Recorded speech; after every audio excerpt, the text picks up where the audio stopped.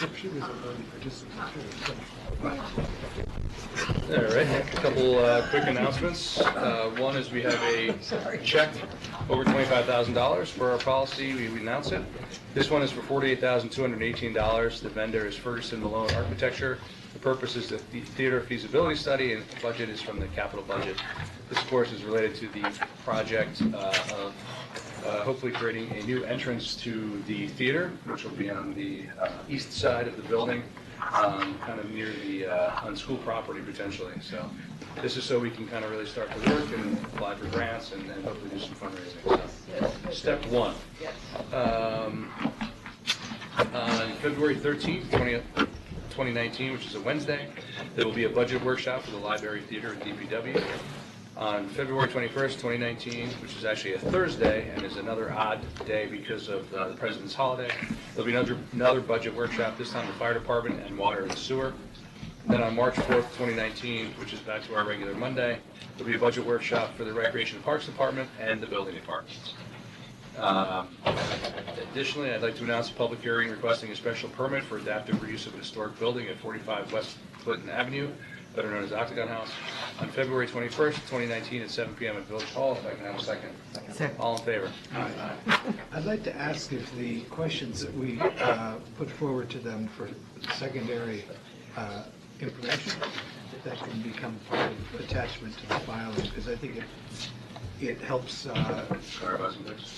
Yes, and I think that since this is the first ever filing, and they were kind of stabbing in the dark at exactly how to file it, what questions to answer, what detail, I think this might be helpful to include it, and so that so future applicants can see, and so there's a record of the kind of questions also that we've asked and had feedback on. Sure. I think include as part of the hearing.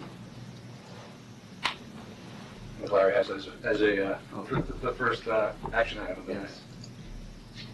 There was we actually had some last minute correspondence, but they both pertain to the public hearing on the downtime parking regulations. So I will hold on to those, and I will open it up for public comment, not related to the parking. Nothing? Okay. So I have one comment or question that I was going to ask in general, I guess, Larry. Has anyone seen, or have I been asleep and just noticed it this weekend, but the new lighting on the library at the entrances, there's some very high-powered LED sconces that have been placed at the main entrance and at the side entrances on Lower Main Street.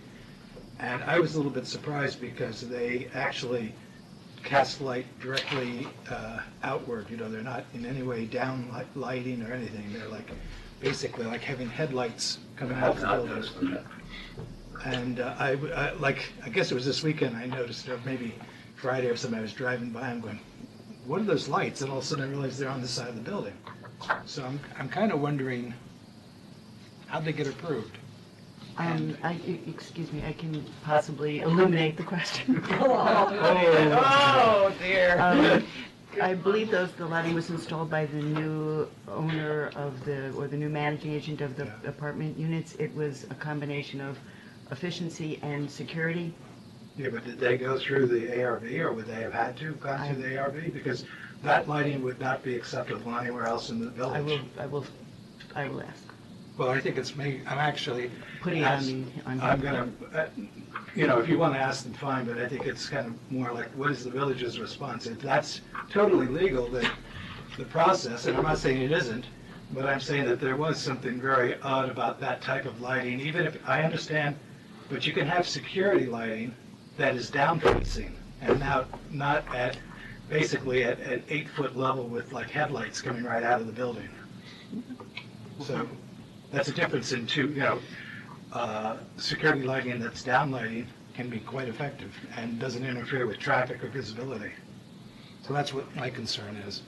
Maybe we could track that down, because I really think that, or everyone should just take a look at it. I didn't know that, but I'm curious to see what it looks like. It's hard not to notice it once you notice it. It's like, whoa. Okay, thank you.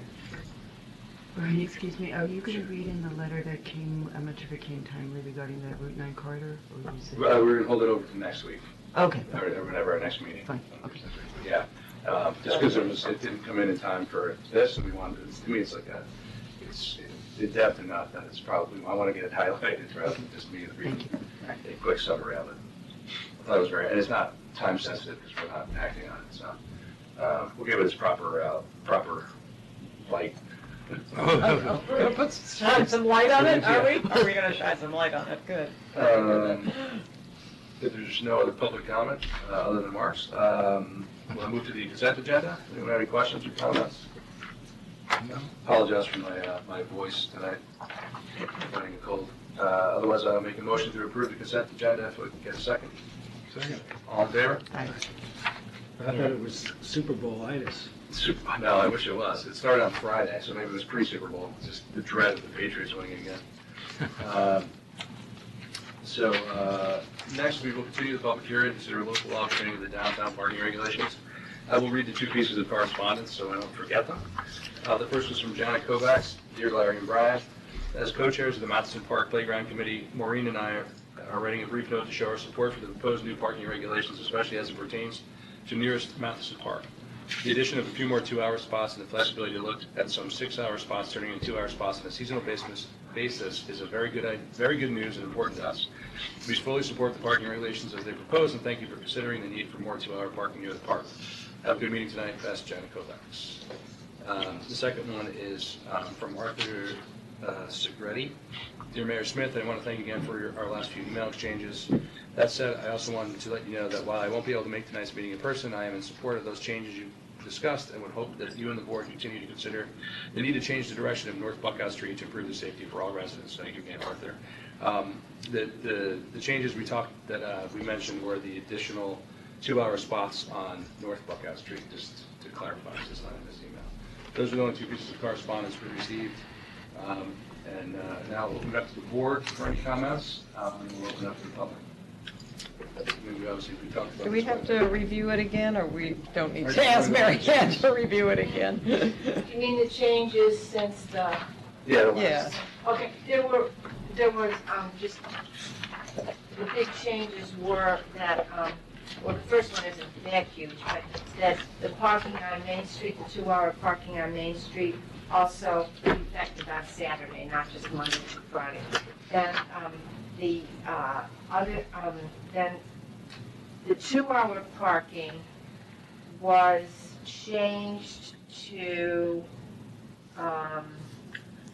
pretty much the west sides of, Buckout, North Cotton, South Cotton, instead of there being some 6-hour spaces, the 2-hour spaces are spread out. So what's now 2-hour is the east side of South Astor, that's the same as now. The north side of Bridge Street, the south side of Bridge Street, part of the north side of Bridge Street to pick up 2 spaces, and then the south side of Bridge Street, which picks up 4 spaces, so that's actually 6 in New Hampshire. And then, what? No, I'm just I saying to put up the picture again. mean, I wasn't prepared, but if you want me to, I can. I didn't mean to interrupt, I was just looking over here, as you described that, I was hoping Larry could put up the picture of what you're saying. Okay, well, I'll just go through. Keep the whole going. thing if you get it, okay? Okay. And then the so it'll be 2 hours on the west side of North Buckout, North Cotton, South Cotton, Dutcher, North and South Dutcher, North and South Ecker, North and South Ferris, and then the east side of Grinnell, north side of East Home Place, south side of West Home Place, west side of Court Place, and west side of Dasher Guthrie. And then it would be 6-hour parking on the west side of North Astor Street, south of the train station building. North of the train station building is all owned by Bazaar. Then the east side of North Astor, Main Street from Cotton Street to Astor, the rest of Bridge Street on the north side. Then the east side of North Buckout, South Buckout Streets, the Main Street to Station Road, that's 6-hour now. The South Buckout Street Annex, that's 6-hour now. And then the east sides of North and South Cotton, North and South Dutcher, North and South Ecker, North and South Ferris, and then both sides of North Dearman. and South Spearman. So those were the changes made there. And then, the change made to the, parking permit law was it eliminated, the employer parking permits, because those had been, proposed in order to, help, with, more parking spaces for employees, which is 6-hour spaces, so pick up, there's a whole lot more 6-hour spaces now. And then, so that was all eliminated, all the provisions related to that. And, only other thing was that it clarifies that you can't use your resident parking permit on Main Street, which is practice now, the law just didn't say it. And then it fixes another couple of, otherwise, they're the same as we've been talking about at the last meeting. Okay. I guess I'll add a few editorial comments. One of the biggest things we're trying to do is to try to balance kind of residents' need for turnover on the side streets with, kind of day tripper use as well as employee use. We're not naive to think that we've nailed this, but we think that this is a good kind of compromise that we think we can try it. We can continue to tweak it as we need to.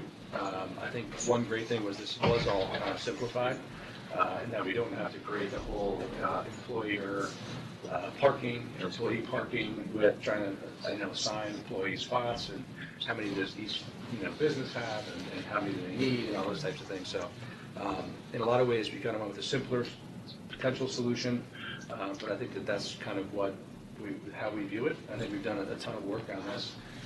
There's no perfect solution, but we think we found a balance that does strike a balance, and we can continue to tweak as we see fit. One example is, kind of, the signage down on Astor Street that will, create 2-hour spots for some of the 6-hour spots. So, the businesses down there on Loretta's main station or whatever will still have some turnover down there, but we can do that with signage. But that's also part of the bigger goal, which is to not only improve the code, obviously, that is kind of a mishmash, but also improve the signage, and then the final piece is improving the enforcement as well. So, which the next part of that is adding additional manpower and/or technology. So, this is kind of a huge step in trying to, try to address some of the issues that we've been battling for a couple of years, frankly. While we don't think this is probably perfect, we think it's worthy of giving it a try and then listening to resident ideas going forward. One other thing, yeah. If I could just clarify one thing, when I was talking about the 6-hour parking, I didn't read the clause at the very beginning of that, which says unless shorter time is prescribed. So because of that, you could put up a sign that says, for instance, in the summer, if there's not much parking, if there's not much commuter parking on Astor, you can make some of those spaces 2-hour. Anyone else have anything else on the board, or should we open it Well, up?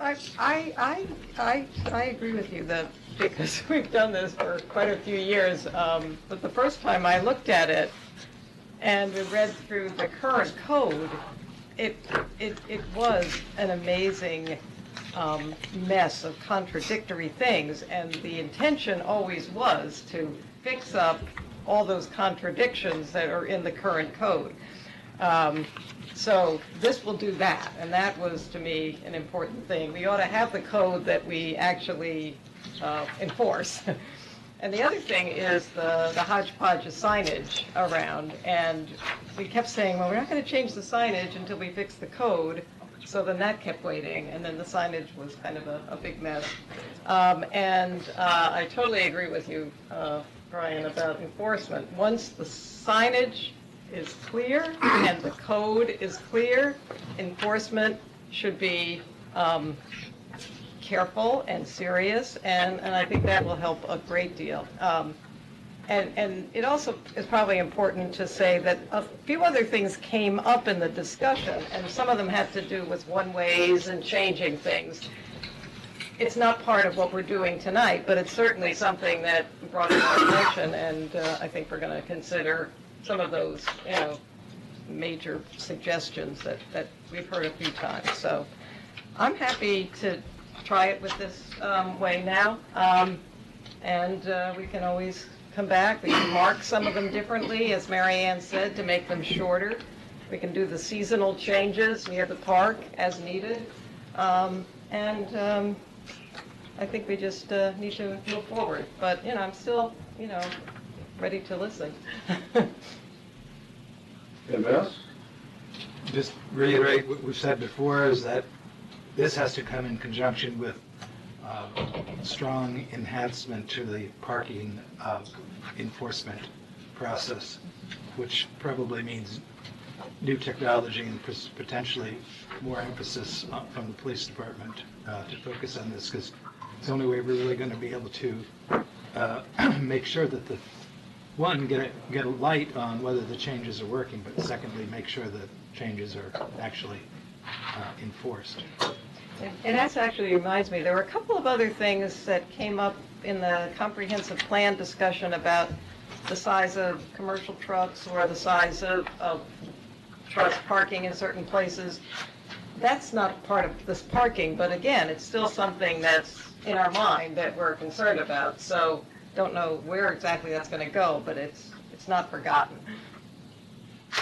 Right, and part of that was parking at large vehicles at the corners And the corners and the and all that. safety, yeah. Yeah, so I think we agreed at the time to delay that complexity until we got the basic parking layout, algorithm, what do you want to call it, working correctly. Right. And there's discussion about the day use of the aqueduct lot, and, that's something that, it's up about $125 a year, I think, for the yearly parking in that lot, and they can be available for daytime ones. So there's a lot under the surface, but this part that sticks up now for this law, this part of the issue, I think it's time to try it. Public comment? Hi, I'm Chet Kerr. I just have one comment, not to in any way teeter the balance that everyone's trying to do between all these different interests, but I have been participating in meetings that Joe Archino has gotten rolling about the parks, and part of that has been how to take advantage of the parks more effectively and make better use of them, and part of this goes to parking. One other idea that came up, and it may not be appropriate to change in light of what you've done here, but is that I understand, and I've only heard this third hand, that the owner of Bazaar might be willing to take some of the spaces at the very northern end of the lot she owns and consider lease them to the village. And I don't know whether that be something, but that might add a couple of spots that might provide additional access to Matheson Park. So I just, of all your things to kind of put in your tickler to keep thinking about, that's another one I would just suggest. Okay? Very Thank good. you. Yeah.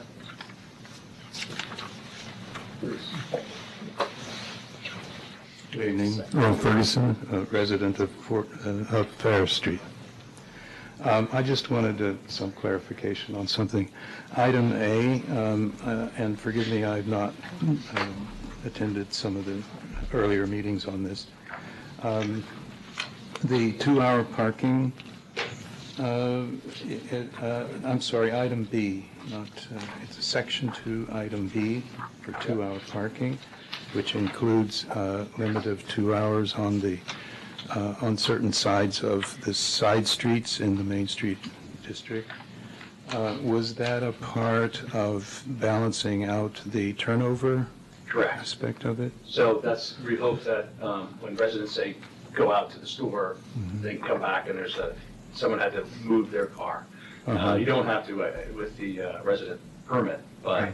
for non-residents or non-Main Street residents. A lot of the side streets already have to deal with that commercial traffic. I don't want to call it commercial traffic, but people who are patronizing Sure. Main Street And commerce. we think now that it's, I think it's all 6 hour now, that, that hopefully originally we were going to make everything 2 hour on the side streets. Then we were worried that it was going to push the kind of day trippers all down to the lower part of Main Street. So that's what we kind of came up with the compromise of doing half and half. Okay, and another thing, have we addressed the concern for out-of-town guests who may be driving cars and staying overnight, or not just weekends, but weekdays overnight with residents? So overnight isn't changed by this, but overnight is going to be permitted in all the downtown area. So On the side on the streets? side streets overnight. overnight would stay as it is, like on Ferris. But Allowed, but during permitted. the day, if my son-in-law comes in with my grandchildren from Atlanta, You can park on the 6-hour side for 6 hours.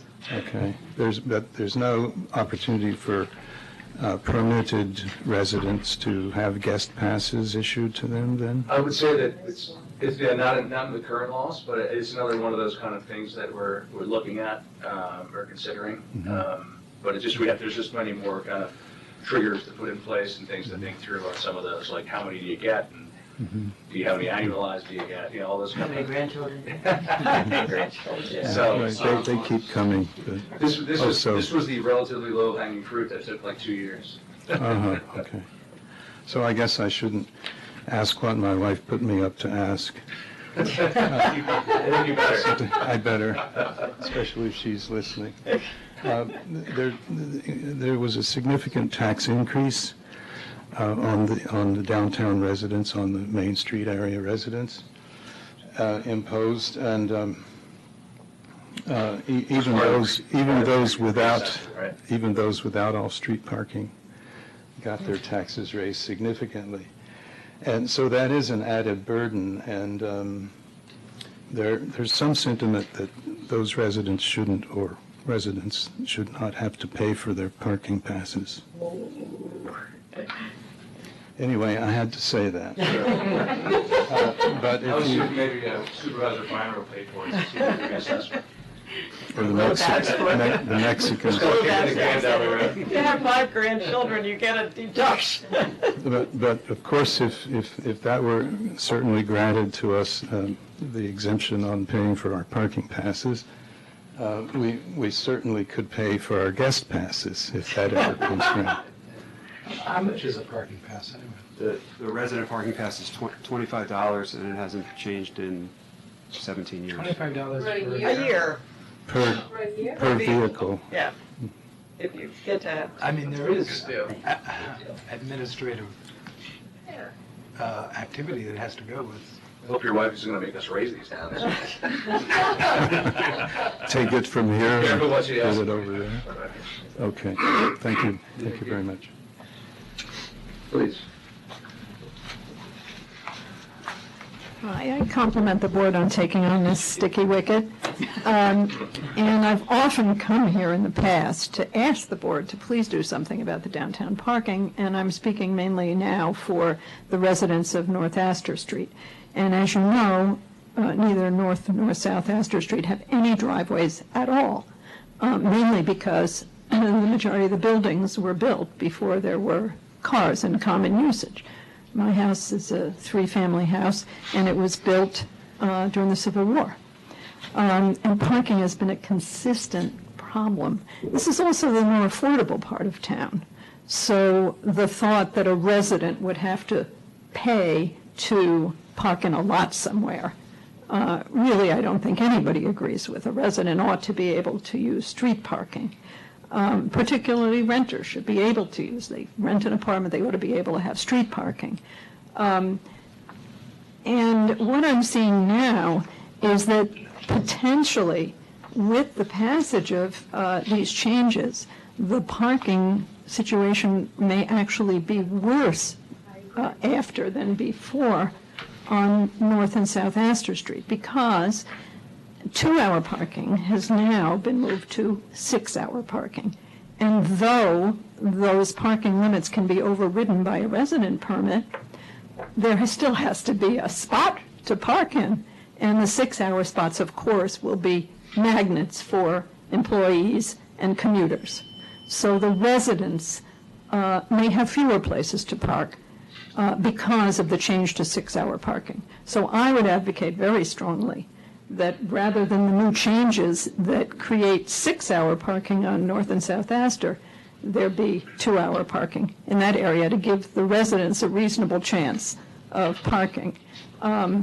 It's also unfortunate that the resident passes will not be applicable to the lower part of Main Street, because that is also where people have found parking in the past. The residents, It's been that way, they are. but it's been that way, and it's actually in the state law that they can't be applicable to Main Street. Oh, to Okay. Main Street, oh. They can't. So resident passes are not good for any spots on Main Street? And they never have. Okay, Right. all right. It just wasn't reflected in the law, so it's in there as new language, although that was the Right. policy. Right, yeah, we were very clear in our, when you go to get a resident permit, it's clear that where you can park with it and where you can't. Main Street was never one of those places.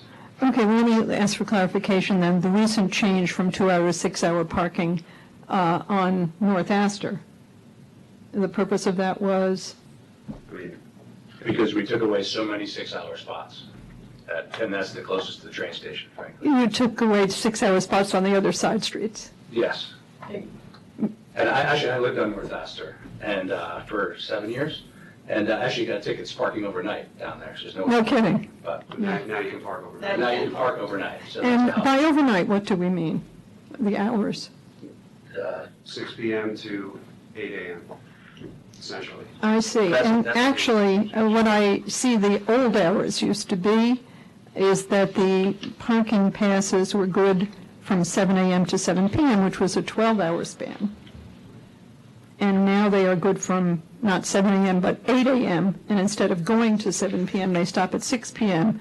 So rather than 7 a.m. to 7 p.m., we now have 8 a.m. to 6 p.m., a 2-hour lesser window.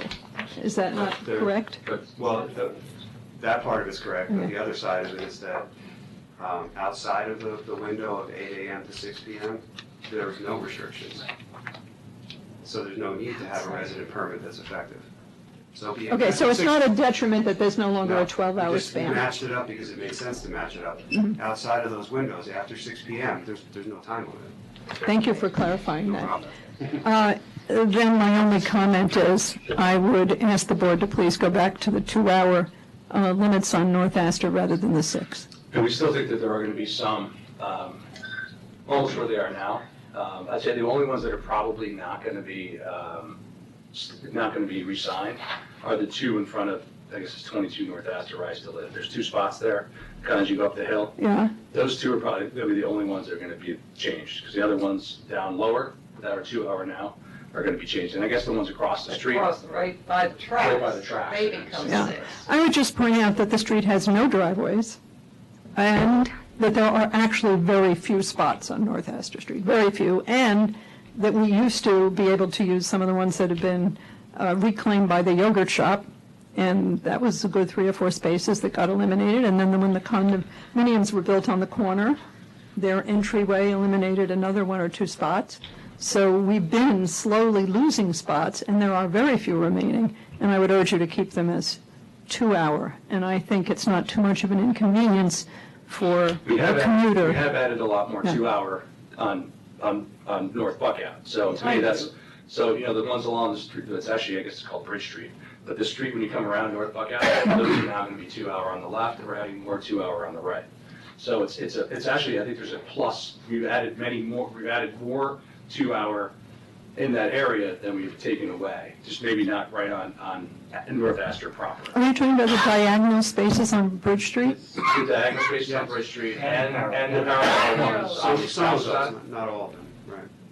I think it was some and not others. There Yeah, are that's 2 right. parallel ones, I The believe. 4 parallel are now 6-hour, no, 2-hour, and then added 2 more diagonal.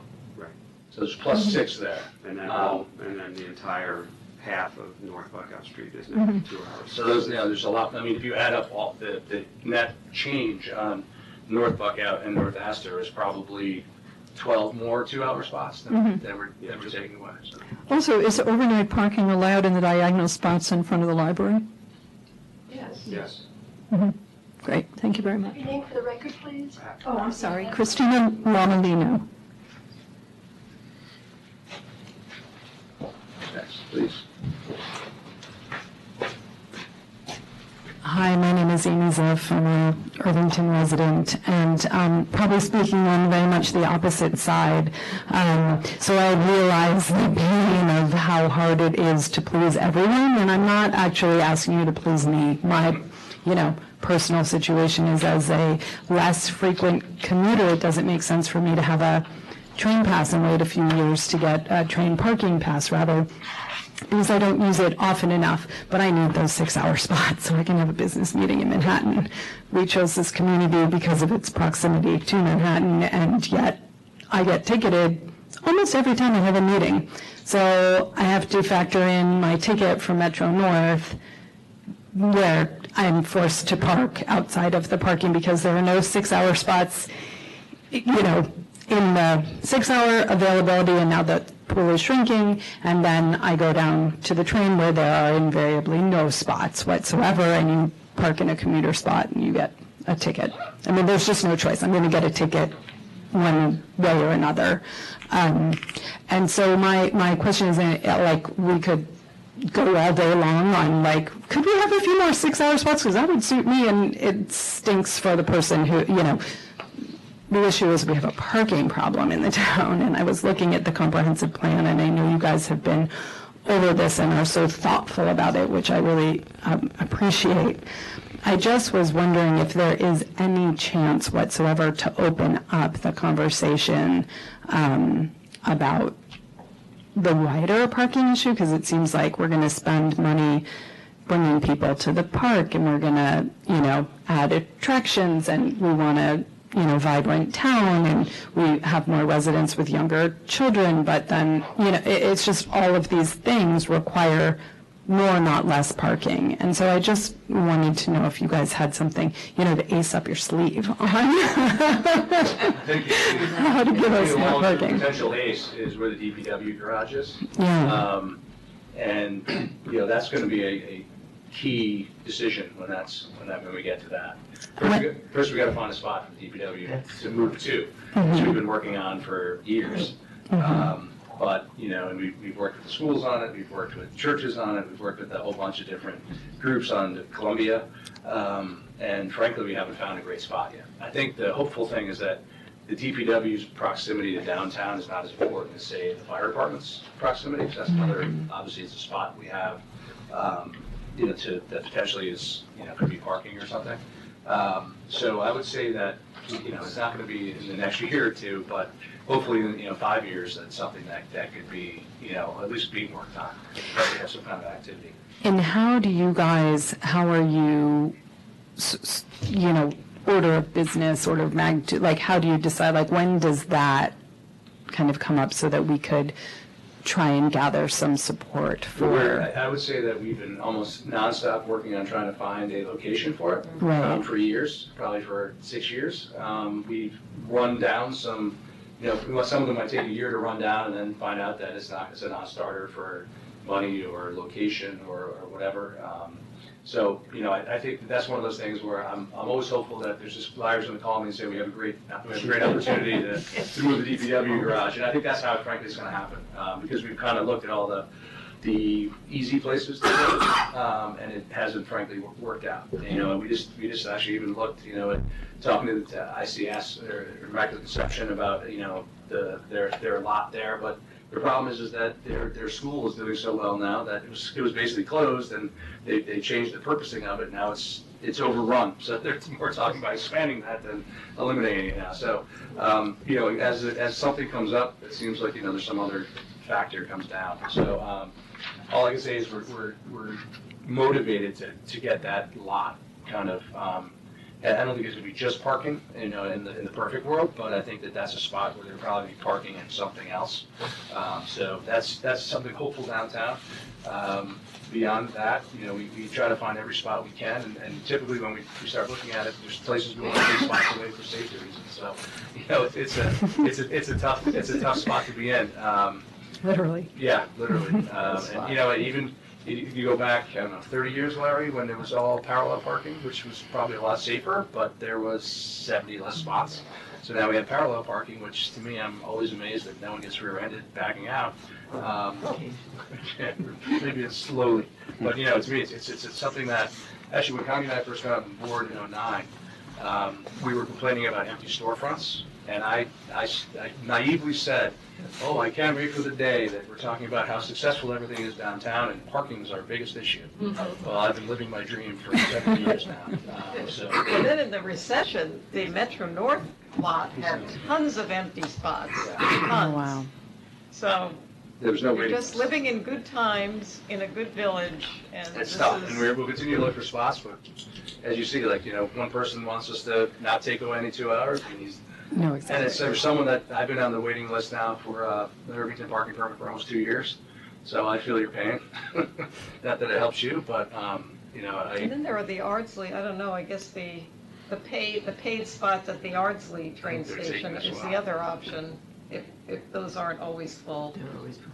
They are full. Yeah, I mean, there's certain days of the week where they may not be full, but They're there are usually many days of the week where they are, so. Same with the paid spots here. I mean, right, there aren't enough of those paid. Yeah, and it's funny because, people have asked, well, can we add more, metered spots? And you talk to Metro North and they say, well, we have a 250-person waiting list, how can we possibly take away spots that have metered spots? And it's a vicious circle. So hopefully it won't be a recession, that solves our problem. But, I guess the short answer is we hope to, have maybe one possible, it's not going to, even the DPW lot, if we made it into a parking garage, which I'm not proposing, it still probably wouldn't alleviate all the parking issues. So it's going to be something we're constantly struggling with. Have you looked at how many, just to, like, what's the sweet spot? What's the number of spots that alleviates The additional spots. we need. everybody's issues? Yeah, I don't even know what the guys latest know waiting list that? is for Metro North. I mean, they're a big driver of the whole thing. When I last looked, I was 158. Yeah. So 158 people, and I've been on the list for, I guess it's about 18 months. And then do you know how many residents suffer from, like, the overflow issues of, on I a, don't know. Yeah. I don't know. Only anecdotally, and it's, so we don't have a strict number there. We could probably use a couple hundred more spots off Main Yep. Street and a couple hundred spots down on Metro North. So, okay, thank you. Sure. Thank you. Yes, please. Hi, Jeffrey Glick, another Irvington resident. Mr. Mayor, trustees, thank you for holding this hearing. I also, like Chet, have been participating in the Parks Forum, so thank you to Joe for organizing those and the participation there. I wanted to endorse that I think it's great that the town is thinking about more 2-hour spots as part of not only the business revitalization, but also the parks revitalization that we've been talking about, because we've been talking a lot about the need for access to the parks for residents. Now the town has changed over the years. There are many more residents that don't just live in walking distance of our beautiful parks. And so access to the parks on weekdays when a mom or a parent or a nanny wants to take their kids to the parks for unstructured playtime, that is quite difficult given the parking situation. And if we want to revitalize our parks, especially if we're considering investing in those parks, and if people can't get to them except a couple block radius, then only a tiny, all the taxpayers are paying for enhancements to a park that only 5 or 10% of the population can access realistically. So I think it's wonderful. And I know you will have to balance seasonally, and I think also the 6-hour spots for the day tripper. So I encourage the board to continue to balance that. And obviously in the winter, the park access is less of an issue. I think it's a nice thing. I was there today. In the summer, typically, there's less people commuting, it's on average, especially in August, but even July. So that's what we think maybe seasonally, some of those spots down on Astor and maybe on Bridge Street could even be turned into seasonal parking, or 2-hour parking.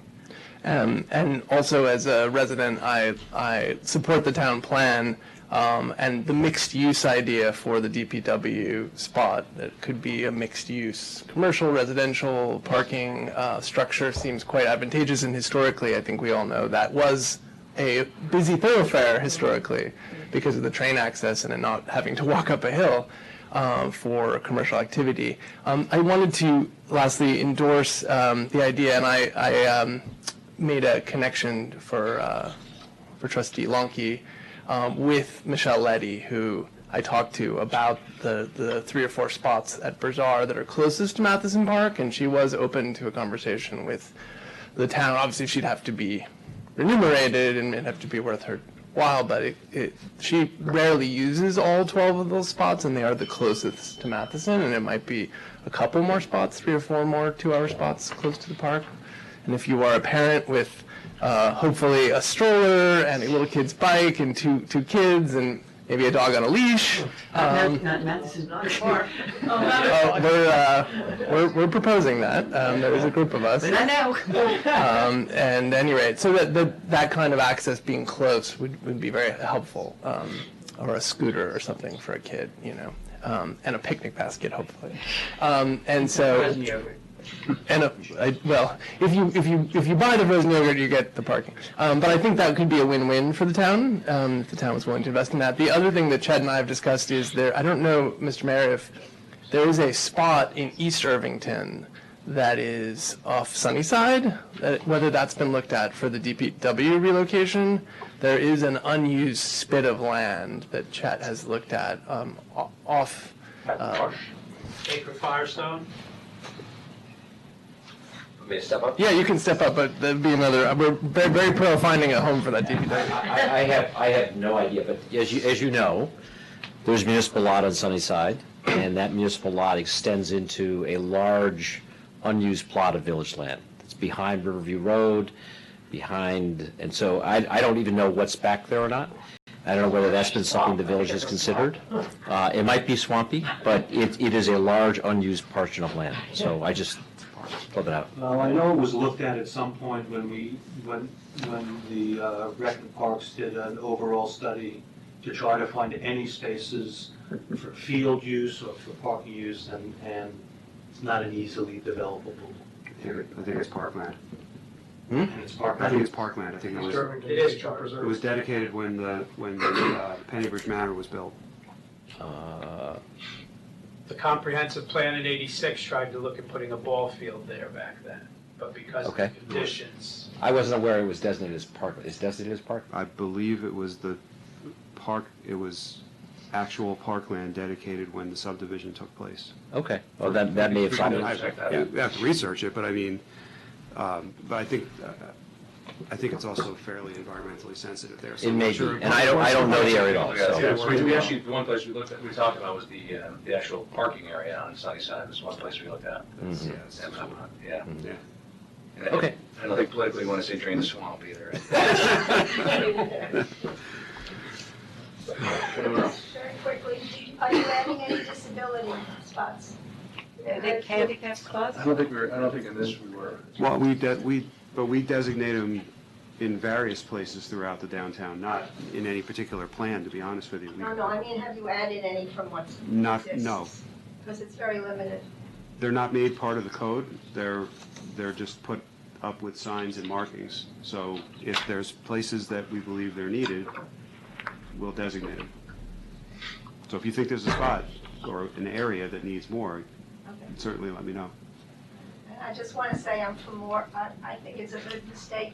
I won't go into all the reasons because everyone else has the pros and the cons, but I think it's a big mistake taking away so many 6-hour spots. I think they're needed, and partly for residents and partly for the people who work in town. There's not going to be enough. And the post office street, I think it should have all 6 hours, because the post office people themselves are there. And so there's not going to be any 6-hour ones left, just 2-hour ones. And I think it's an area that, with the train, that street and maybe Continent should have more 6-hour spots. The people that live there would disagree with you. Oh, I know. When they moved in, they knew what the parking was. It's like moving to Manhattan, you can't park. Except that we're changing it now. So. I know. Listen, I feel for them, there's no question, but I chose not to live there for that reason. See? I do feel for them, though. Anybody else? Anyone else? All right, well, I don't think this is the end of parking discussions in our future. But I would like to propose that this is the end of this particular parking discussion. If I can get I'd like to end the public hearing if I get a second. Can you just say amen or a second required? All in favor? Aye. So I think we'd like to now vote on this. Resolve to adopt the following local laws pertaining to downtown parking regulations: limited parking, municipal parking, resident parking permits, and double parking. I'll make a motion for You're not that. gonna read the whole thing? No. If I can get a second? All in favor? Aye. Well, thank you, everyone, for your comments, your patience, your time, and continue to come back with your suggestions as we tweak this, because the nice thing is we can do a lot of it with signage. So we will continue to work on this until we get it as right as possible, until we get some more long-term solutions, I think. I think that's important. I would also just like to thank everybody who has participated in this conversation. It's clearly an allocation of scarce resources, and people have by and large recognized that their position is not, is in some ways in conflict with other people's legitimate needs. We tried to listen to everybody and come up with the best solution. Obviously, we don't have enough parking spaces. You've all been remarkably civil and courteous to us and to each other in the context of this, and let's hope this works. Question, right? Yes. Will this go into effect before the signage is changed? No, it won't be enforced before it's signed. It will go into effect almost immediately once it's filed, but Any idea when the signage will be changed? we're saying hopefully April 1st. By the time all the signs are made and posted. So, And that's, maybe on the 2nd, just so it's not April Fool's Day. no tickets capped on there. It's also somewhat weather dependent, based upon how much work we can get done outside. This week's not bad, last week might have been. I assume we'll put out some kind of mayor's message, blast saying, It'll be well publicized. don't be I surprised. think we'd have a reporter here as well. Yeah, right, exactly. Yeah, but we'll try to make it I mean, live. when it actually gets signed and Yes. on that day, it's. It's a fairly big change, especially on the side streets, so. Excuse me. Next is a home rule request for assembly covering a local hotel motel occupancy tax. If you wanted to quickly give the background on this, Larry. Yeah, this is a very simple extender law up in Albany that the current hotel motel occupancy tax expires at the end of this year, I believe, or no, actually there's a date, I'm sorry, September 1st of this year. And this bill, both of the bills, one in the Assembly, one in the Senate, would propose to extend that for another 3 years.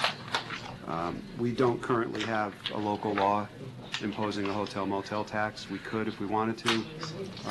We don't have a hotel. We don't have a hotel or motel yet. So, but we are being supportive of our sister villages, town of Greenburgh as well, and the town of Pleasant. Resolved to approve a home law request for Assembly Bill number A2218 entitled An Act to Amend Chapter 504 of the laws for 2016, amending the tax law relating to authorizing the town of Greenburgh to adopt a local law to impose hotel motel occupancy tax for hotels not located in a village and authorizing specified villages in the towns of Greenburgh and Mount Pleasant to adopt local laws to impose a hotel motel occupancy tax in such villages in relation to extending the effectiveness thereof. I'll make a motion if I can have a second. Second. All in favor? Aye. Resolved to approve home rule, this is number 9 now, this is the Senate piece. We have one quick thing on that, and it's almost identical, as you can imagine, but Bill number? there is no bill number assigned to it as far as the last I checked, so. TBD? Yeah, it's going to be TBD, but we might as well get it out of the way, get your approval of it, and Yeah. we'll file it when If there's. the number is objectionable, we'll let you know. Exactly. Resolved to approve a home rule request for Senate Bill number TBD entitled An Act to Amend the Tax Law in relation to authorizing the town of Greenburgh to adopt a local law to impose a hotel motel occupancy tax for hotels not located in a village, authorizing specified villages in the towns of Greenburgh and Mount Pleasant to adopt local laws to impose a hotel motel occupancy tax in such villages and providing for the repeal of such provisions upon expiration thereof. I'll make a motion if I can have a second. Second. All in favor? Resignation of a volunteer firefighter. Resolved to approve the following member resignation from the Irvington Fire Company, Thomas Nacken. I know Tom, he is actually currently in college, and he's also in Navy ROTC, so he's literally never around, so he can no longer be a member. But I'll make a motion if I get a second. Second. All in favor? Aye. Next is intermunicipal agreement with Westchester County for participation in the Organic Waste Transportation Program. So essentially, this is a renewal of an existing agreement, and the agreement provides for the County of Westchester to haul away our organic waste, which is largely leaves and branches and that type of waste. We pay a tipping fee to the county based upon this, but it's a continuation of an existing agreement. These are the leaves that were neither loved nor left, right? Exactly. Be it resolved that the Board of Trustees authorize the village administrator to execute an intermunicipal agreement with the County of Westchester to participate in the Organic Yard Waste Management Program from April 1st, 2019 to March 21st, 2023. I'll make a motion if I get a second. Second. All in favor? Aye. Next is approval of a filming permit for NFL Productions, LL, doing business as NFL Films. We did not sign the NDA, so we don't know who is coming from the NFL, but This is tomorrow. tomorrow. So, yeah, it seems like it's straightforward. We do have an officer assigned to make sure the parking, that the neighbors have been notified. But the filming is expected to take place between 11 a.m. and 5 p.m. It is on and near 30 South Cottonwood Street. The filming's in the house, but they need some parking out in front for some equipment. So the police will be there to assist with that. And again, the neighbors were notified about that. There was free signage for that? There was a flyer sent to each of the residents on South Cottonwood Street, at least that was, and I saw the flyer. The flyer looked The dog appropriate. ate my flyer. I'm sorry? The dog ate my flyer? Well, I saw the flyer, so. Yeah, okay. I don't know who Brendan Kehoe is, by the way, spelled the same. No relation? Right. Oh, the contact person, right? Just in case there was a conflict of interest thing here. Right. Resolved to approve filming permit for NFL Productions, LL, doing business as NFL Films for filming at 30 South Cottonwood Street, Irvington, New York, on February 5th, 2019, from 11 a.m. to 5 p.m. with a fee of $1,000. I'll make a motion if I get a second. Second. All in favor? Aye. So now we're up to the budget workshop with the police. Yeah.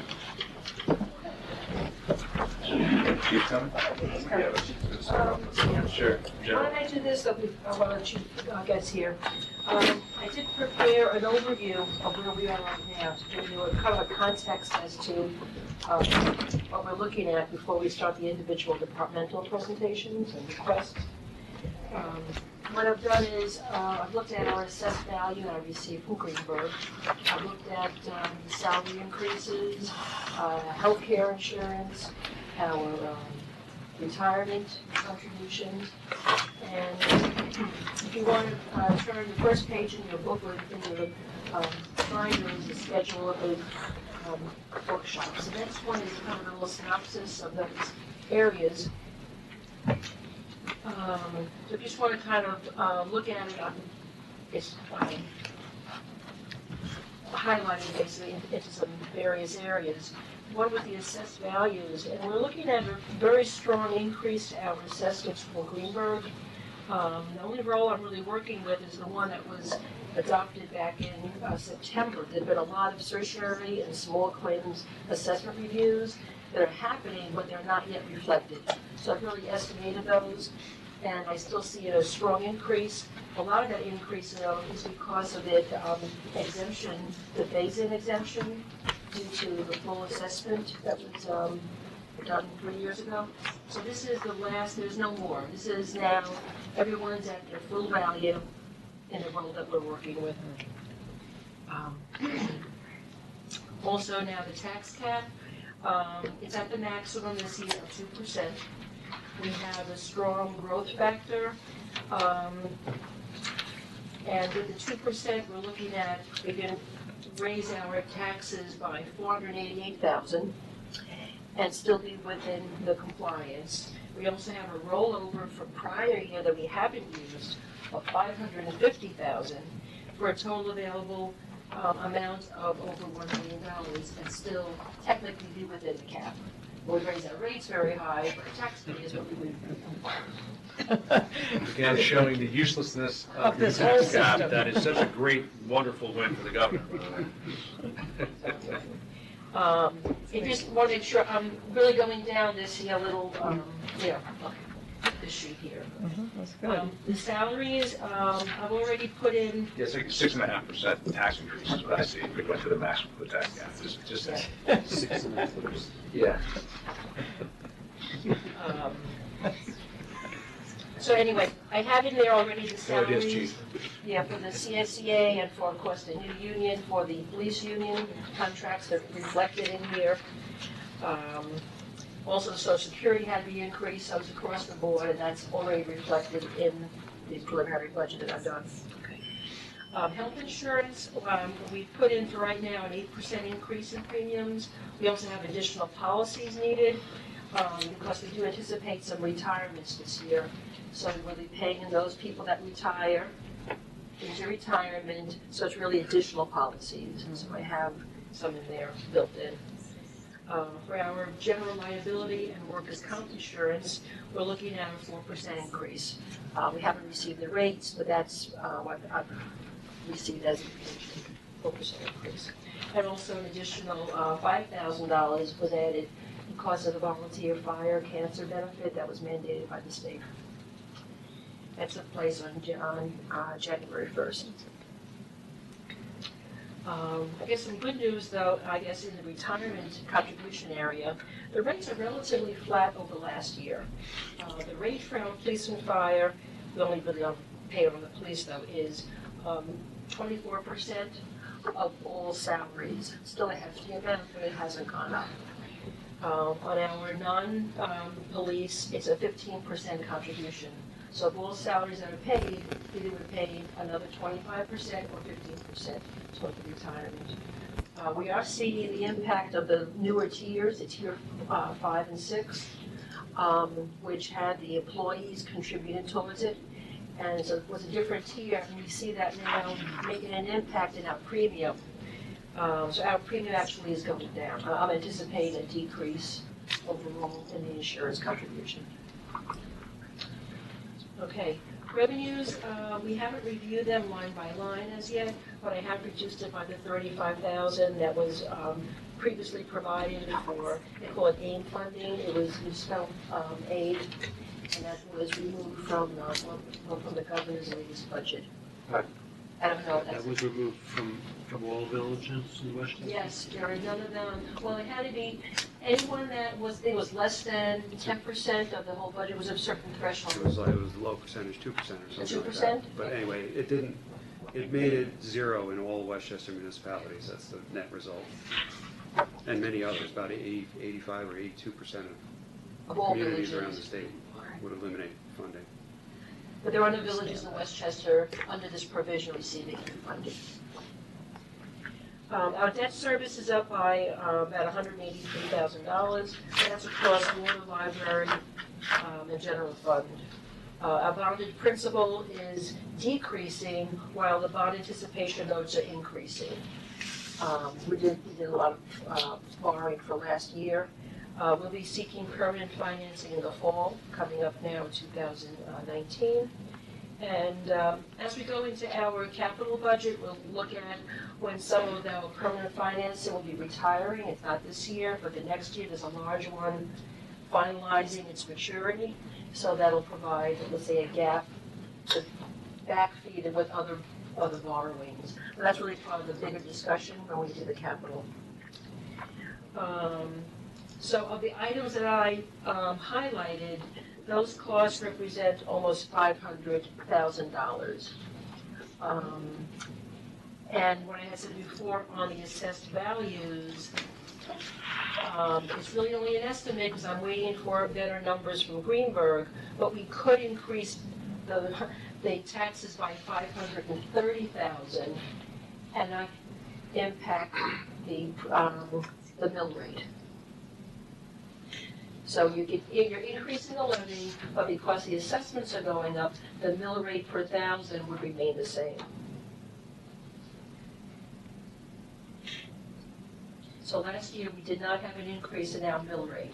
We kept the same tax rate in last year's budget, so we had for our residents a 0% increase in the tax rate.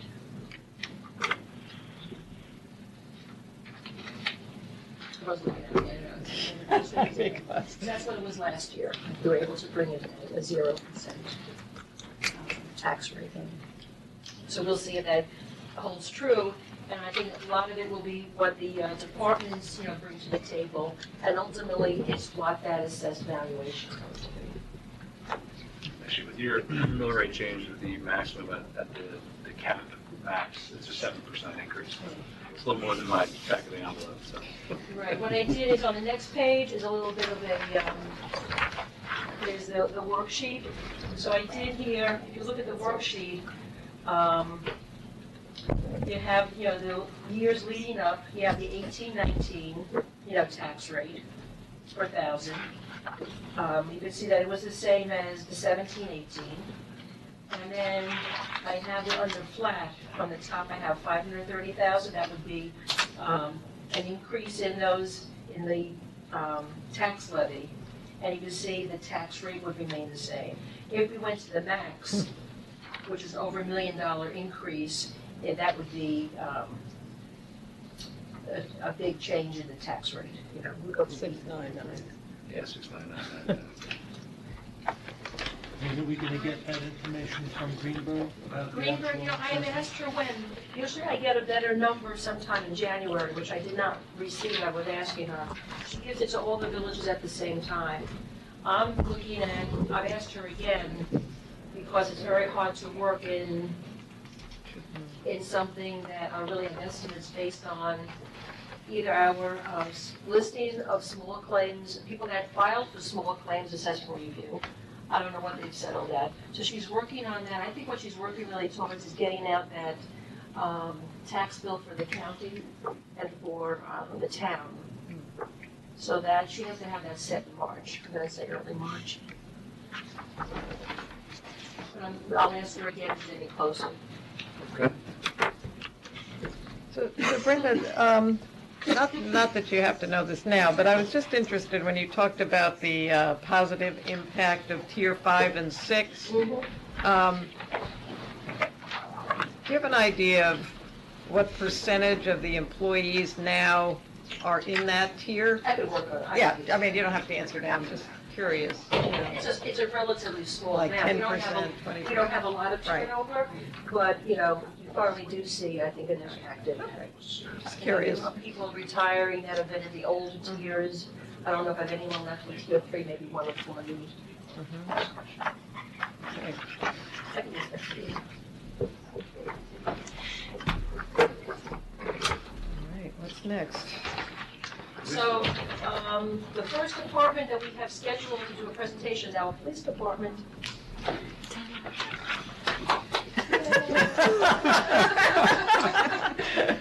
Chief, that's a big salary increase right there. Yeah, exactly. Actually, I should probably, before the chief gets rolling, I should at least explain, you have some worksheets in front of you that break down, the increases and the increase for salaries and overtime, for example, they do look enormous. But keep in mind that these increases essentially represent 5 years worth of increases. So for the last 5 years, the assumed increases have been kept off in an account called contingency. Right. Really for negotiating purposes, if you will, but we're being responsible by setting the money aside so that if and when the contract did settle, which it just did, those amounts that were in contingency can be brought out and put into the budget. So it's going to make things look pretty off, Out of whack. Out of whack. Now. But that money has been set aside over the years. Exactly. Right. So if you look only at the police department, it looks like there's an enormous increase, recognizing that the money was over somewhere else. So contingency might have been at 300,000 or 400,000, now you may see it at 150,000 because the other money is what. Right, because you don't need to keep that Had contingency that in back there, anymore. Right. Right, right. And so for the, at least for the next few years, we'll have comparable, normal-looking budgets because we have settled contracts. Or we have a settled contract for them and a settled contract for CSEA. Anyway, that's. No, thanks for adding that. Yeah, no, it's, that wouldn't have I been thought fair, about that wouldn't have been fair to throw them into that. No. Yeah, nobody talks about bringing the postage down by $500. We won't really have a big issue. So, yeah, so under public safety is where we have the police budget. That's the summary. And the first page is kind of just, it's highlighting those items that comprise the whole total.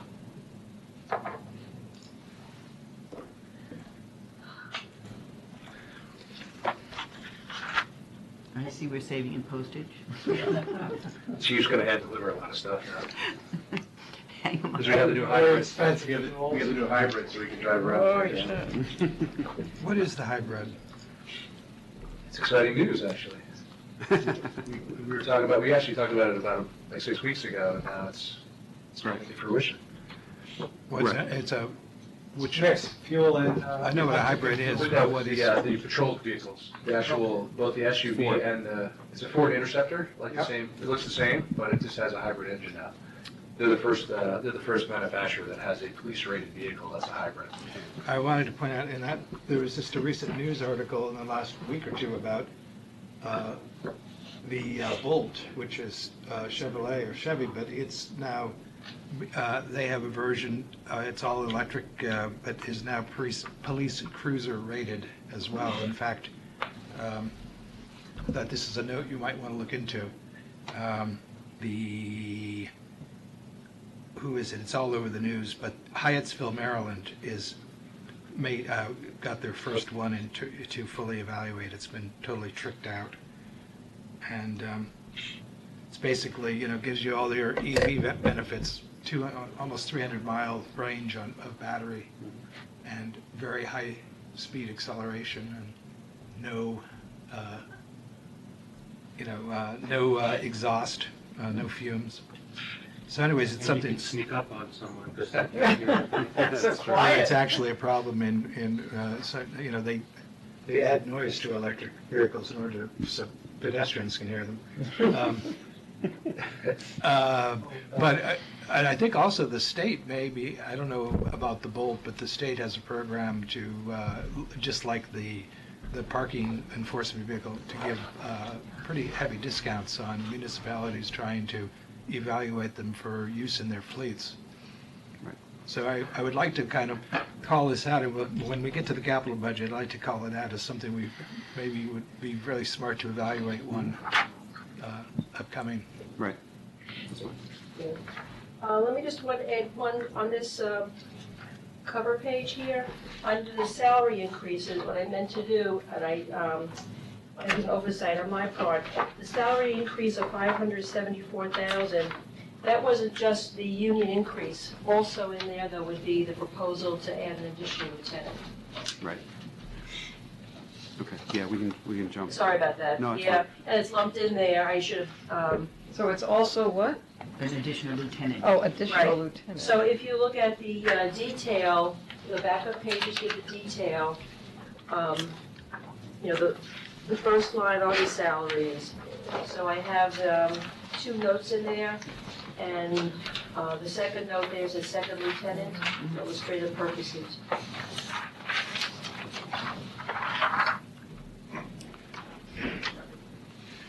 So, do you want to go through, why don't you go through the progression and how we get to a second lieutenant, what the plan is for that? Probably makes sense since it's a big number, so. No, it is a big number, and I understand that too. I will be approaching my retirement within about another 2 years. Well, it's under 2 years now. And the time that's going to be needed to have a good, competent, and transparent and easy transition period, I feel is time to make a second lieutenant in order to get him trained and also train a lieutenant that's going to be moving into my position. Currently now, it's going to take some time to hire a person, put them to rookie school, which is going to take almost 6 months. The next rookie school is scheduled for July of this year, and is completed in December. And that would then put me about a year out from my retirement. So I plan on, I'm looking to retire, not that I want to, but the law says I must, as age has become a bad factor against me. And in 2021, will be, the beginning of 2021 is the date I'm looking to begin my retirement. So with that in mind, I think it's time definitely to approach the board and request that a second lieutenant be made to make this transition down the road. And it's going to take some time for both officers to learn the roles, one moving up into my role and one moving up into the lieutenant's role. And that's basically what I'm looking to do at this point, and I'm hoping that you fulfill the request. Simply, that's basically where we need to go. So this is a new hire, not just a Correct. raise to an existing position? Well, that's what creates the additional expense, because you have to fulfill the person moving up in rank, and also it's going to leave a vacancy in patrol, so that has to be fulfilled, and that's where the additional manpower is needed in patrol. Right, so a patrol sergeant would be promoted to lieutenant, patrol officer would be promoted to sergeant. and Somebody's got to come in, right? And the other thing is also, we have 2 retirements coming this year also. Two, I guess, two of our best officers in seniority are preparing to retire, and that would be Sergeant Vise and Officer Egoff. And that, I'm looking down the road to be in April, so the time is approaching. We're an aging department, we are becoming younger. Some of the, I guess we've hired 5 officers within the past couple of years. So retirement is going through the department at the same time. And it's going to continue as, the older we get and we move on. But again, we've had 5 retirements within about the past 2 years. And there's still approximately, at one point, we had almost 11, 12 officers that were eligible for retirement. That's now dropped down to 7. Within the next range of 2 or 3 years, you'll probably see another 4 or 5 go. I don't know specifically who they are, but they'll be eligible, myself being one of them at that point. And I know, Chief, we talked to you about, rather than, I think this is what kind of this whole discussion tonight's about, but, Correct. Kind of looking to bring in, junior officers that would have to pay to go through the academy, to have the associated savings, but also the associated, lack of use, not better to put it, for most of that period. They can maybe do some, light duty or something, but they're not going to be full POs until they're cleared their training. Correct. Even after they're at the academy, they can't be on their own for a certain Right, amount at of least time. 30-day period. So, so I think that, this is a lot of long-term planning, which, I commend you and Larry for looking out and working on the numbers. Because, it's something I know as a board, we've been looking forward to, and frankly, our negotiations with the PBA were in anticipation of, saving money down the road with new hires. So, Absolutely. it's all part of the big plan, Absolutely. and it's all budget related, for the most part. We appreciate all the thoughtfulness, and because at the end of the day, we want to, yes, we want to save costs and keep the budget tight, but you don't want to have any kind of real drop-off in service. And I think that's crucial, and I think we're doing it in a way that is very thoughtful. I mean, you can never anticipate everything. Right, I but- mean, talk about human behavior here. Sure, but if things go as we believe they will, we're kind of we're backfilling things, so we're ready. So Brenda, the illustration here said, if I'm reading it right, the 194,000 of the 574,000 is what's assigned to the replacement lieutenant position. Yes. Which would be 2 officers. Right. Right, well, one officer and a raise and a promotion, new right, hire. correct. And the net result. Well, to say- The net, no, but the net, net. that's the total cost of an officer. So it's really one additional officer. That's what I meant to say. One's coming in one side, the other's being pushed out the other side, but the net result of the change in salary and the associated benefits that go along with that There's a pretty good, breakout on page 1 there. You see what they put it in for, Oh, there you go. the salary is 120. Look at that. There's an officer replacement, you save 20 on the new officer versus the current These are just officer. estimates, they're really the back of the napkin, but you need to put a number at them. Yeah, thank you, Ron. Look.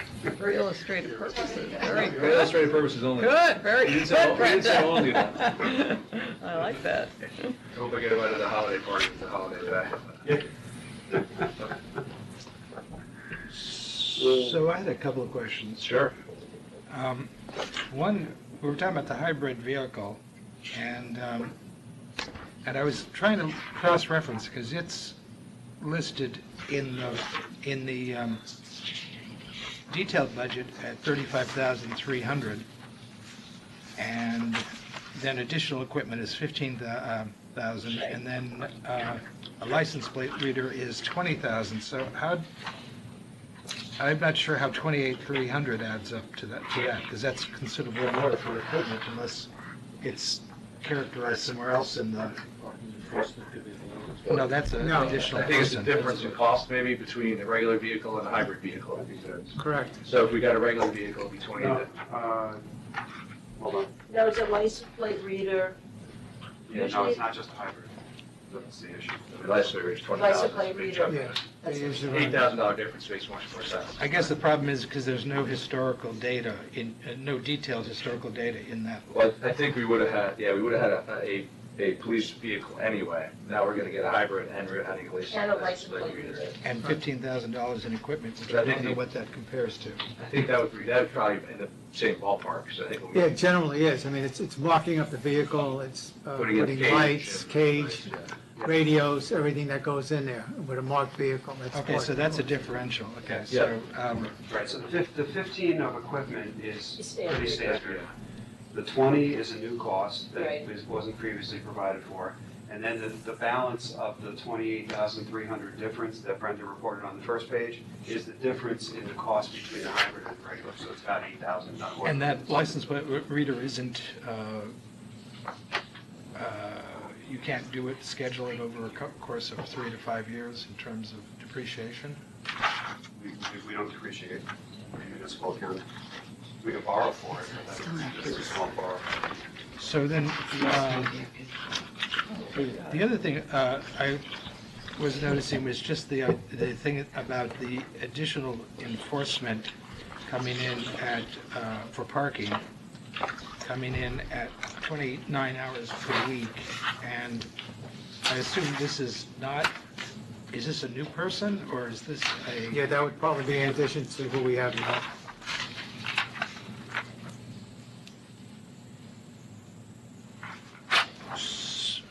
Well, anyways, I'm a little bit, are we saying now that we don't have 29 hours of coverage a week? How much coverage do we have now for parking enforcement? We obviously don't need it after 6 PM, so. I think we get, geez, I don't know what our existing parking enforcement officer it's works. 32 hours. 8 hours It's a on the day. next 40 page, I days. have it, right. That's in the next. Well, I guess what I'm concerned about is this, have we carefully thought this through? Are we just throwing more money at something and not knowing what the impact of the license plate reader is going to be? I mean, there's 32 hours. Can I clarify one thing? Yeah, before you go Jimmy on? Brennan works 32 hours a week. Right. The license plate reader is not for parking enforcement. The license plate reader It's for patrol. is a patrol device that's used by some of our patrol vehicles for Traffic enforcement. Traffic enforcement. Right. So this has nothing to do with, we've been talking this whole time Yeah. about, we've been talking about, I mean, I feel like there's a disconnect here. I understand you might need that for that purpose, but then there should be 2X in here, because we've been talking about the need to make enforcement of parking doable. Doesn't matter about manpower, because there's only so many hours in a day, and, you can't just go out and mark chalk all day, because it doesn't work. We've seen that. So what happened to the notion that we were going to have a license plate reader dedicated to the enforcement side of things, parking enforcement? I'm not aware of that. Well, no, we've been We have solutions, we don't have them fully identified yet. We've been researching the different solutions that are out there. So we don't have the technology. I know Brian's brought it up numerous times when we talk about parking enforcement, that there is technology out there. He's absolutely right.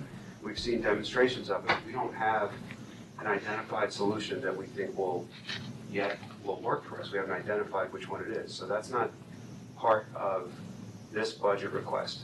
It may very well be by the time we get to the capital budget, if we can identify the right solution. I think it's going to be more than $20,000, but that's based upon our initial research on it. So we need, So so the license plate reader that you see here in this budget is patrol enforcement, not Correct. parking. Okay. So that was not clear at all because, in the context of what we've been talking about even this evening. I made the same, I had the same thinking, but now I'm clear. No, I understand. I understand why. Yeah. So as long as we're not dropping it, but, Not at all. But now you say that would be in the capital budget. Yeah, it's good. The initial estimate that I got from one of the companies was pretty close to $50,000, and I wasn't satisfied with that in terms of the system and how it integrates with our parking software. There's a whole series of things that we have to research. So that's why you don't have it here, and we hope it to be in the capital budget.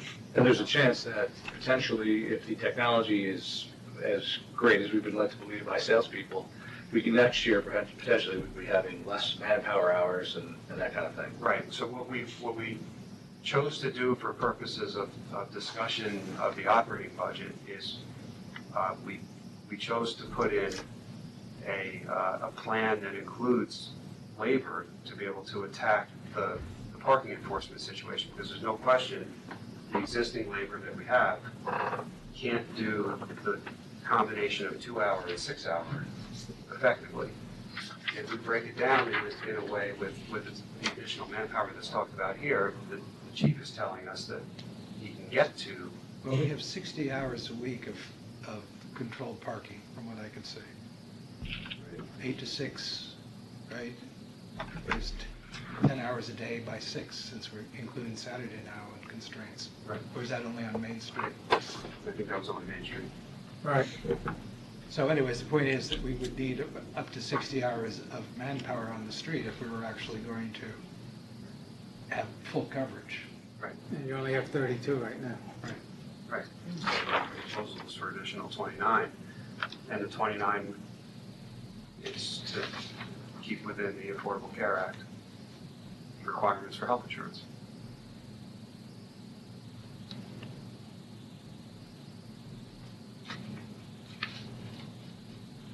Yeah, well, that's 61 hours total coverage, so I mean, that does it if we need that level of coverage.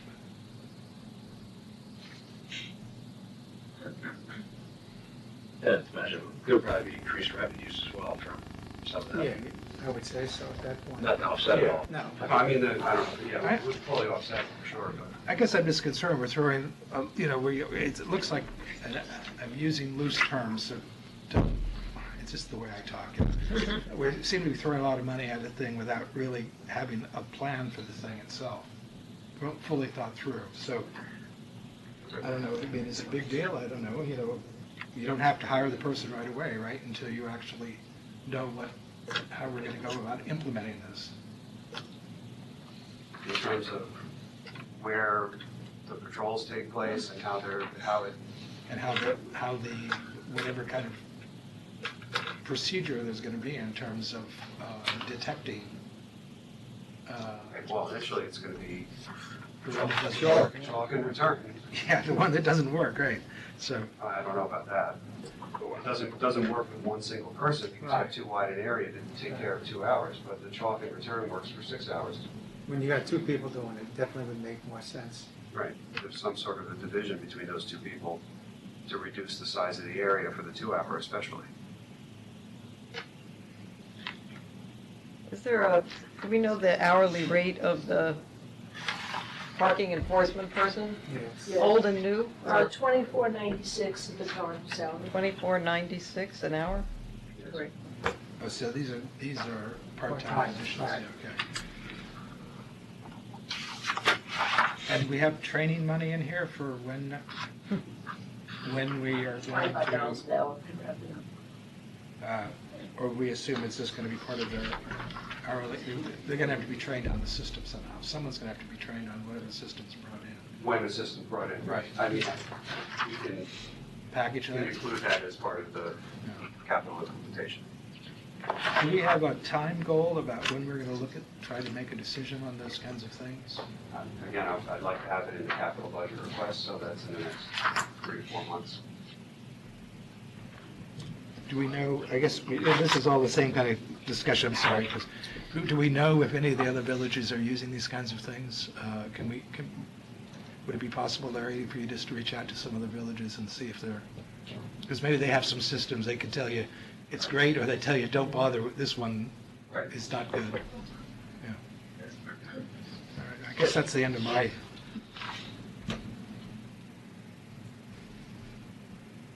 interrogatories.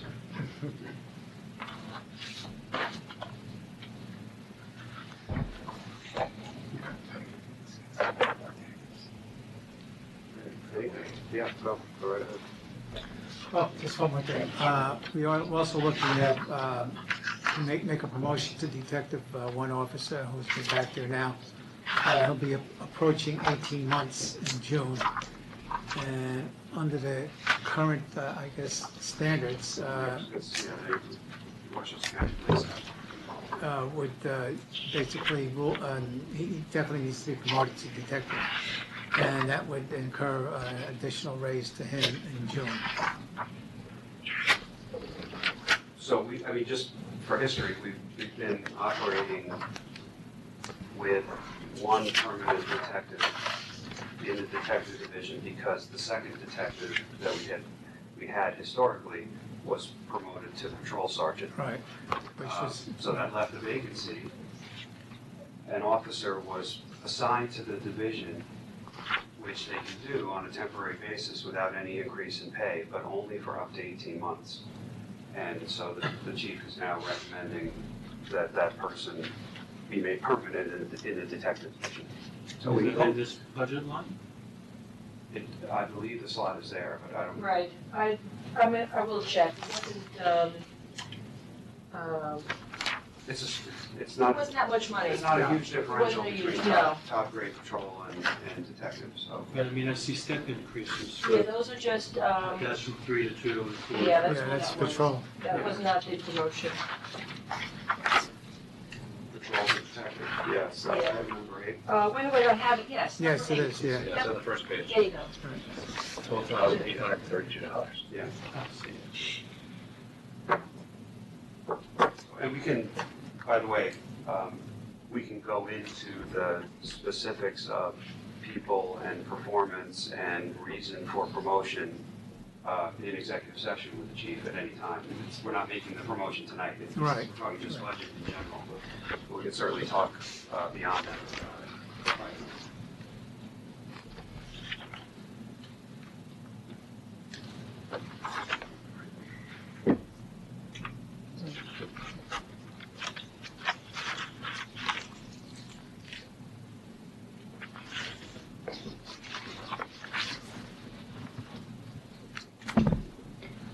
I'll itemize them. Can these, Brenda, can these reports show any itemization on, like, on any of the previous years? I could go back to the previous years and print out the detail. But you can't have it on this But report, not on the same one, no. because we just have the summary differences. Like, which one were you thinking, Mark? Well, I was just, well, any of them, like, I was looking at .0200 equipment. I mean, where we're talking about hybrid Right. and license plate reading. I can give you the historical costs of the other vehicles. I think we started first with like a sedan, and they were, plus they went up in price over the years. I don't All-wheel need drive, it right? now, because we sort of went through it, but Exactly. I'm wondering about if it's something that could it be part of a report, so we could actually understand. I can pull it out. I can pull it out for you.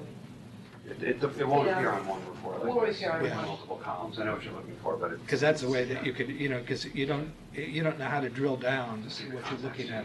Yeah. I'm not just looking at the police report, I'm just saying in general. No, I follow. police reports. yeah, we can, but we I can do that. We can pull something out manually. It would really have to If be that it- way. if it's 3 years, it's 3 pages. You know, I would have to go back to the I prior. don't think we have to go back 3 years. I think Or whatever you like, Yeah, yeah. I think even just being able to compare to the previous year would, in detail, would probably be useful. Sure. It would probably help answer some questions ahead of time. I don't know how anyone else feels, if it's too much paperwork, but. It's easy, I mean, if the previous year's in there, it's easy to Previous year, I reference. think, was 1 vehicle, to tell you the truth. I remember that. Because we had that discussion of trying to get 1 vehicle a year and not put it on the capital budget. Right. Yep. I can confirm that. I believe it was 1 vehicle and there was nothing else. There was no other, sometimes there's some other items in there. Like that last year was just the 1 vehicle. One vehicle, yeah, that's all I got. And equipment. Right.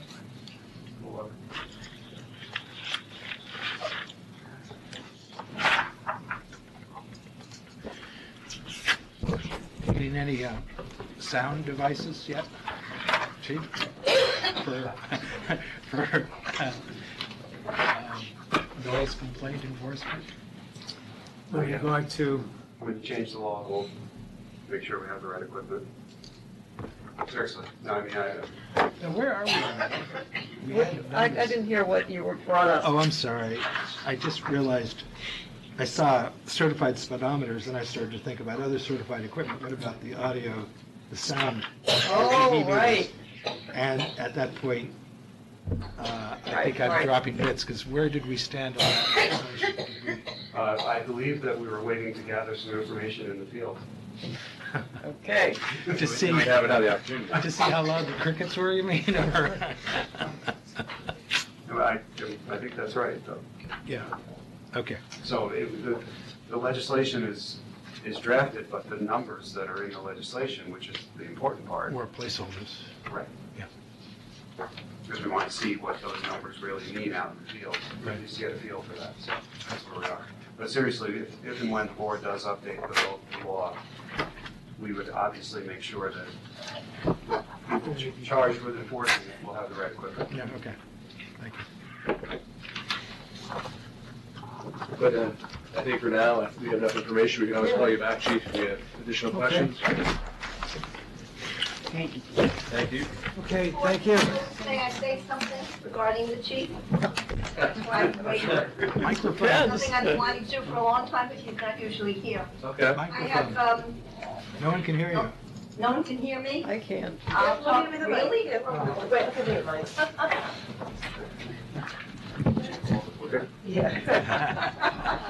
They don't know where it's gonna go. That's my first sentence. I wanted to share, as Chief Cerrone over the last few years, he's been so helpful. He's very receptive to phone calls, makes you feel very comfortable when you have to speak to him, whether it's a question or a comment. He calls back in a very timely manner, and he gets things done. We've sort of been in touch with each other over a lot of safety and traffic problems. The particular areas that I was asking about were Harriman Road, Station, Parkside, and Sycamore. And as of now, I think everything's been done. And without his help, I don't think it would have been done yet. So a lot, and they work, I have to say, I'm on those streets a lot. They work. Whatever anyone set up to be done has been very helpful, and definitely has affected the neighborhoods, I think. Has improved them. So I want to thank you, and let you guys know. Thank you. Okay. Thank you. Very good. Thank you for the kind words, too. Joe, would you like to say anything about the chief? I love the chief. No comment. Report of board standing committees and officers. Trustee liaison reports. Nothing new. Okay. Can I? Thank you. So we have Joe read his own report. Joe, you want to read this report? Making me read. The Rec and Park office will open until 7 p.m. on Wednesday, February 13th for program registration. The Community Advisory Board will meet on Tuesday, February 13th, at 8 a.m. in the Senior Center. Recreation and Parks Advisory Committee will meet Wednesday, February 20th, 7 p.m. in the Senior Center. The Matheson Park Playground Committee will meet Thursday, February 7th, 10:30 a.m. at the Rec Office on 71 Main Street. The Irvington Woods Committee will meet on Thursday, February 21st at 7 p.m. in the O'Hara Nature Center. There will be additional meetings for the public discussion on park rules and regulations in March. And there is a survey being done by the Irvington Woods Committee and a report on the Citizens Playground Committee, and those will all be included in that next meeting date to come. Handbooks for Teenscape are now available at Rexton Park Office, and the Winter Teenscape Meeting Program registration is now available for that Mystery Room Escape. So Larry, the survey for the Woods Committee, what is that about? Joe, you want to fill them in on that? The Woods Committee Chief Camp. I was saying Chief lots of us can you. That's one to see your legs. I know. Well, it's that time. Weather like this. Parker Riley actually posted a picture of a guy in shorts last week and made me feel bad that I didn't have him on. So. The Irvington Woods Committee is going to, by using the Irvington email list, the village list, and the Rec and Parks email list, anyone on that will be sent the survey. The survey is focusing on some broad topics, but 4 specific questions will be asked and some detail on each of them. One is, what do residents feel about biking in the woods, dogs in the woods, trash in the woods, and opinions on Halsey Pond. We've asked them to include Halsey Pond because what we end up recommending for Halsey is going to be closer to what we're going to recommend for the woods than, let's say, what we're going to ask for Scenic and Memorial.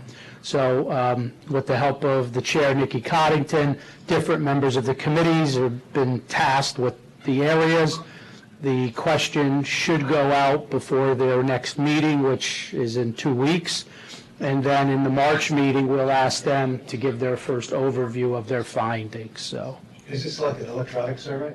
Yeah, it's one of those monkey. Yeah, monkey survey. It's a monkey survey. Thanks, Joe. We are going to allow monkeys in the woods, though, on leash.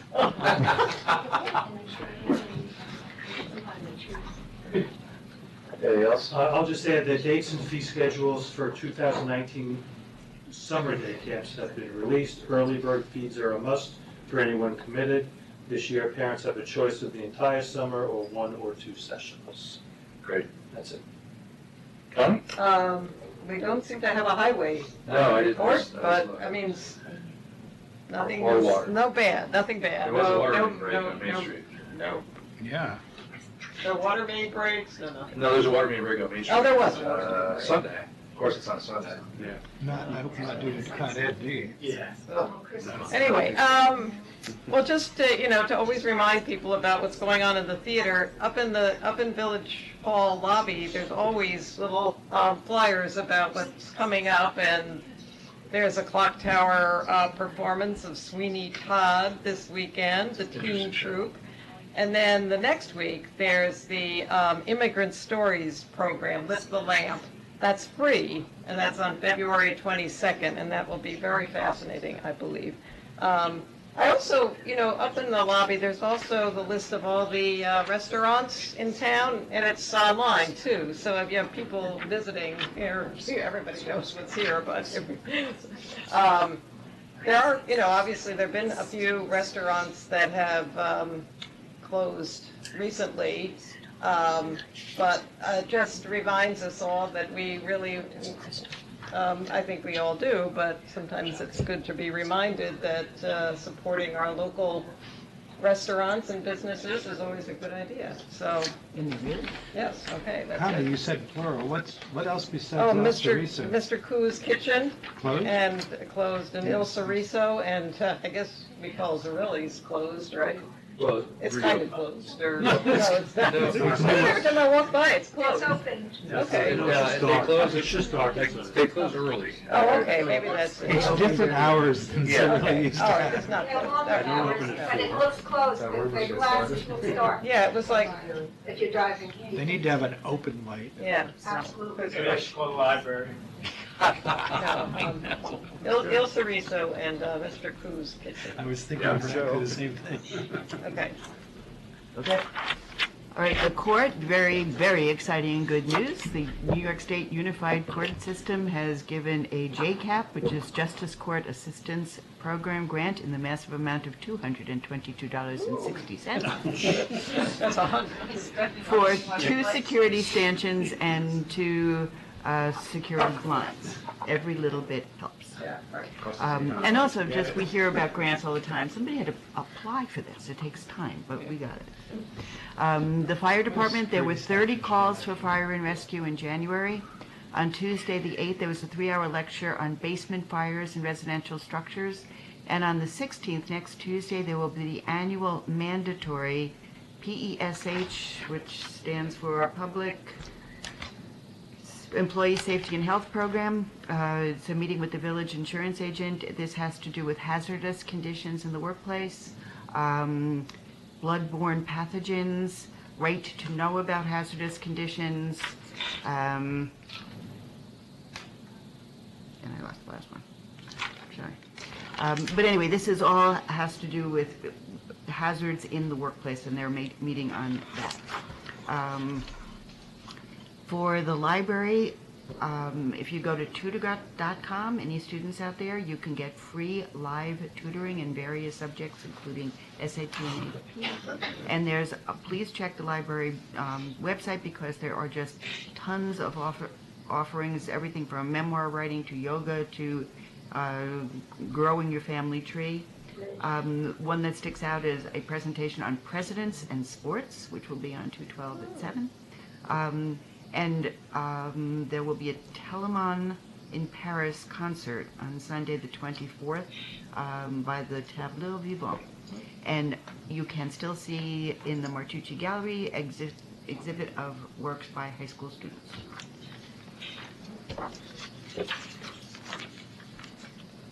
That's it? Okay. Village administrator's report. Village clerk treasurer's report. Nothing today. Village attorney's report. Village superintendent of Recs report. No. Public comment? Thank you. Nothing to say about Joe, I see how it is. Review of action items? So we'll be including the question and answers that we received from 45 West Clinton in the backup for their application, and also looking into the exterior lights in the library. Find out what's going on. Yeah, I'll add one for myself, but you can keep it on the list, but reach out to Michelle and Bizarre about additional parking spots. Yeah. Explore the potential of it. And I have some background. I've Okay, got perfect. some and back and forth on that. To be honest with you, my short recommendation is, while we can explore that, I think we need to see how things are going with the new changes and then see whether that's necessary. Agreed. So, but I have the information when it's not. If it's $50 a year per spot, I think we do it. How about the updating, reaching out to the other villages administrators about parking enforcement? Sure. Hardware.